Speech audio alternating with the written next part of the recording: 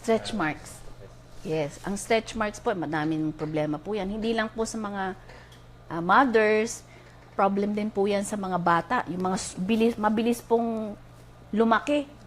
So, na-stretch mark po yung kanilang hita, yung kanilang legs, nagkaka-stretch marks po. Unfortunately, wala po talaga tayong magawa dun sa stretch marks. Kahit po natin i-laser, very little improvement na would be commensurate dun sa binayad po nating laser therapy.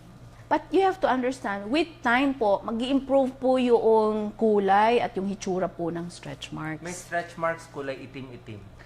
Yung kulay itim, well, you can put yung mga tretinoin products para pumuti siya. May over-the-counter ba itong tretinoin?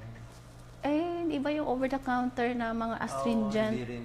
So, depende talaga. Dapat dermatologist magbibigay. Well, para mas babagay. alam niyo po sa akin, pag stretch marks po at ayaw natin gumastos, ang sinasabi ko lang po sa magulang, lagyan mo ng sunblock. Kasi po yung sunblock against the sun, di ba? Yung kanyang sun protection. With time, na-moisturize niya yun, na-protect niya from sun exposure. With time, gaganda naman po siya eh. So, not to worry.